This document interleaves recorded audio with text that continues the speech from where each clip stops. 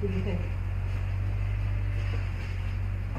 Hi, welcome to Dos Gatos Forge. I'm Josh, your knife maker in residence, and today we've got another little video for you. And this is going to be on grinding a curved clip in a blade.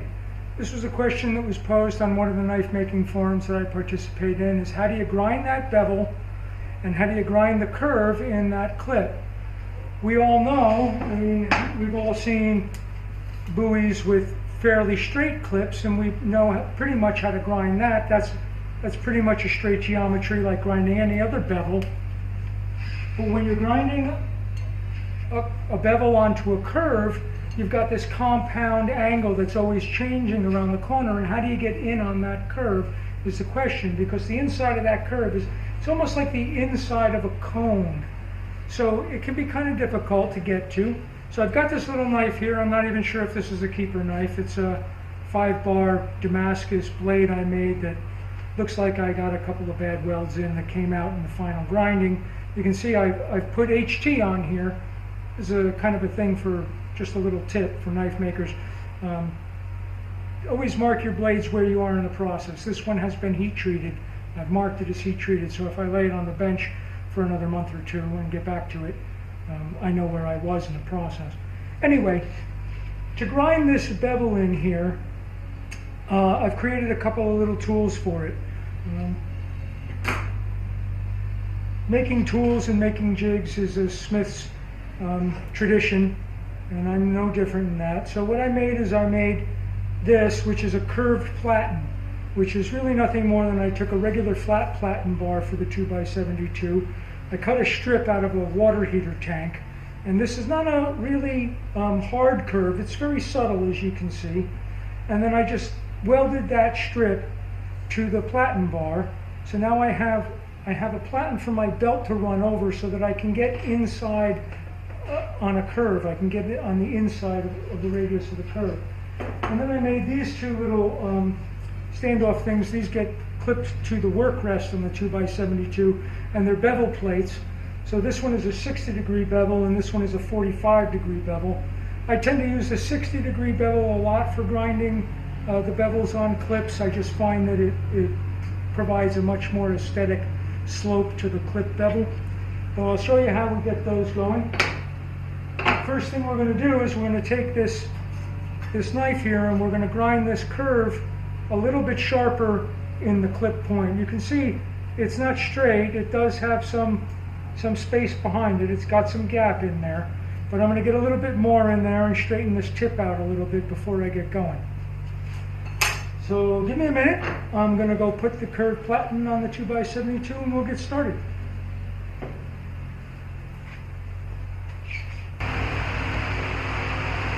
So here we are. I've got the curved platen all set up on the 2x72. This is about 100 grit belt, which is what I'm going to put in here.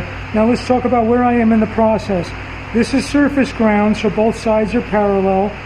This has been sanded mechanically to about 320. The bevels have been cut down to about 120.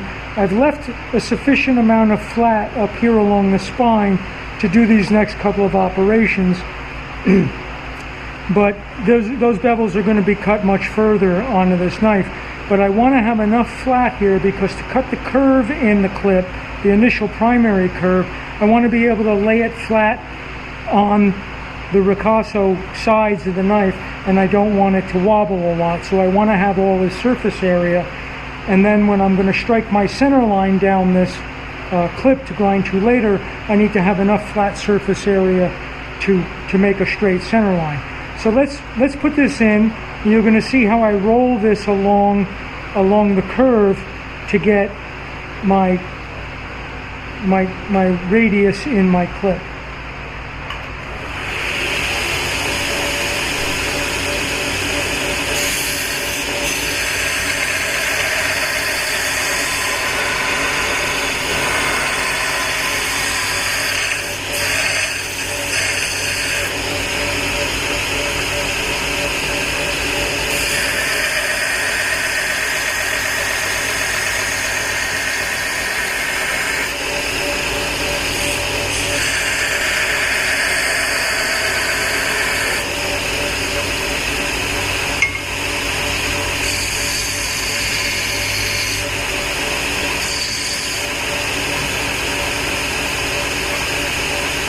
There we go. I've got a pretty decent radius right there. I've got a pretty decent radius, and I've got my point just about where I want it. So now I'm going to black this with a Sharpie, and I'm going to strike my center line on the clip and a little bit up onto the spine of the blade here. And I'll show you why we come up onto the spine, because the clip is going to come up into this area later. Now, I've gone over striking the center line. I'm not going to show you how we do that.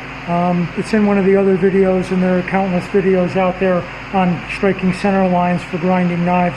If you don't have a center line marker, buy one, make one. I made one fairly inexpensively out of just some scrap and some old saw teeth. Be back in a minute, and we'll get to grinding the clip with the bevel plate on here.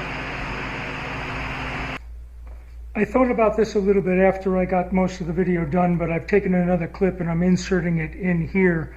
In the meantime, for those of you who would like a deeper curve in your clip here, you know, you really want this to be a really accentuated rounded comeback up, you would set that initial primary curve on a round wheel grinder. And I've got this little rest I made that allows me to lay the blade flat on the flat spots of the ricasso, either point down or point up, so that I can keep that flat spot square to the knife body. And I can come in here and I can grind that rounded clip right up against that wheel here. So I can set my primary curve on a round wheel. And if you've got, this is an 8-inch wheel, I've got a 10-inch wheel, a 5-inch wheel, and on the top of my regular flat platen, I replaced my top roller with a 2-inch grinding wheel. So you can use any of those shapes. If you've got a knife that's really kind of long, you know, and it's got a more accentuated clip and it doesn't quite fit, you know, you're going to have to roll that along that round edge here, or do it on the curved platen like I showed you earlier. Okay, so I've struck the center line on the knife there. I hope you can see that. It's nice and bright and shiny against the black background, goes all the way, comes up onto the spine a little bit and goes all the way down to the tip. And that's what I'm going to grind to. So I'm going to take my little beveling jig, my little bevel jig. Now I put some blue tape on here to kind of protect the knife from being scratched up as it slides along a piece of steel. I'm just going to clip this on with a couple of welder's clamps so that they can stay out of the way. And I won't bump into them during the operation here. Pretty quick. Now this grind happens on the bevel. You lay it on the bevel of the knife, not on the flats. And you're going to lay right down in on the bevel here and put the bevel on this surface. So here we go. And I'm just going to grind to that center line.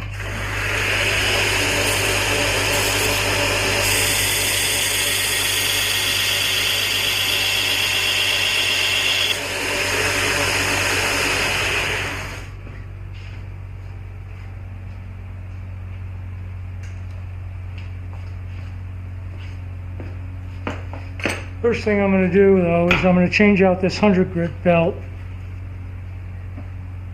for a 60 degree belt, for a 60 grit belt. I can really get some material hogged out.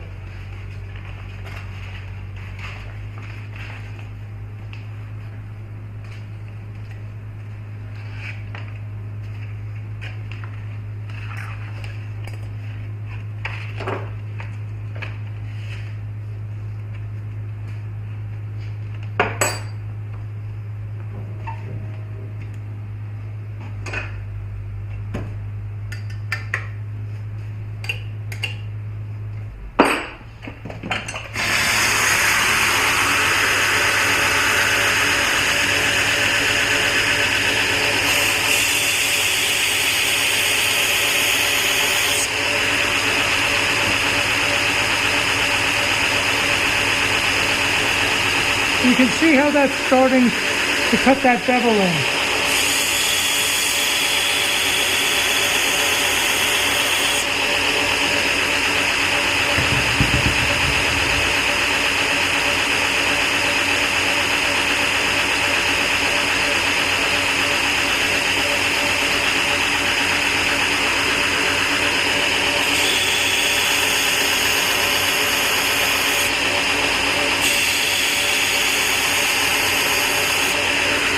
I'm just going to go down just about to the line.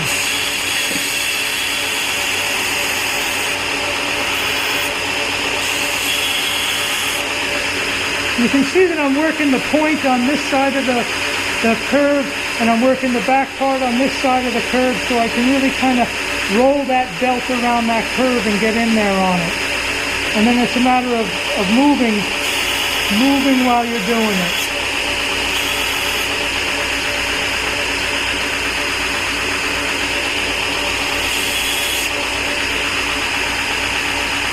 Flip it over and do the other side.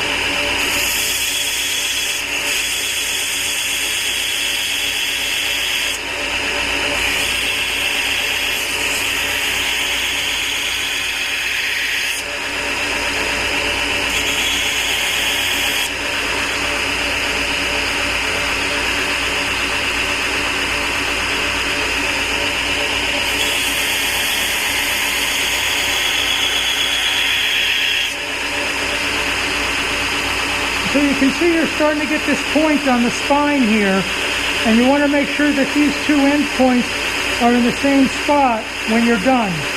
So we got a little bit more to take off of that side with the 60 grit.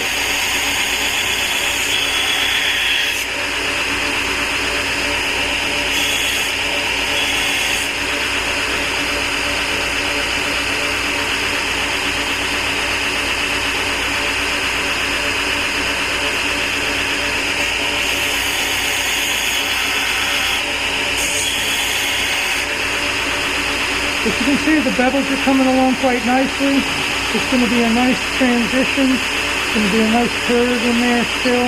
And we're going to switch off of the 60 grit, go to 100 grit, go to 200 grit, do the same process over and over again, and just refine that down to the point where we need to hand sand it. Now, as this flat goes away on the finished grinding, that's going to be, we're going to get up into that, but it should all kind of go up at the same time. That curve should always go up at the same time. It shouldn't have a whole bunch of, wobbles in it, because this is a flat plane. It's going to move up, this will disappear, and that will get shallower. So that's basically all there is to it. We can go with couple of finer grits and show you what it looks like when it's all done.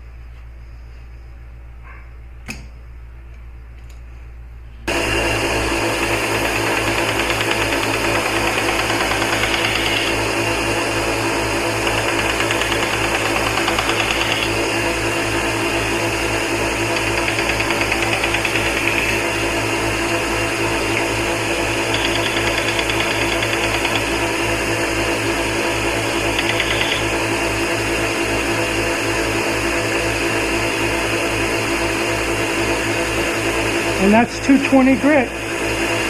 That's pretty much as far up as I need to take it. I'm just going to tighten up that spot there along that center line in that area.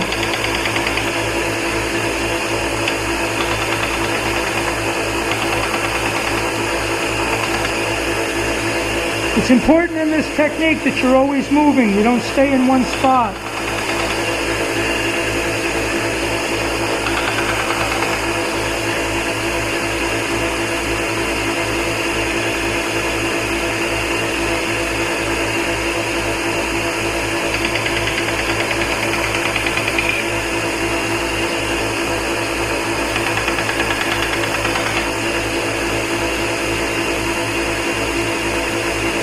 Keep an eye on those two corners there. Make sure that they're even.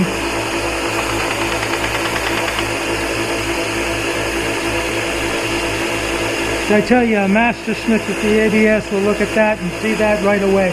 They'll say, "Oh, that's a booger."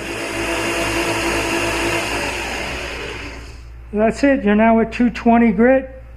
Pretty much that would be ready for hand sanding. You would just take the bevels and finish them out to the height you wanted to on the back of the spine, and take the whole knife over to hand sanding. This knife is probably going to wind up in the trash bin. This was a piece of 5-bar Damascus that some of the welds didn't come out. You can see some weld flaws in there. It's probably not going to get used into a knife, but I thought it would be good for the purposes of this video to show you this particular technique, and it worked out well. Thanks for watching. I'm Josh with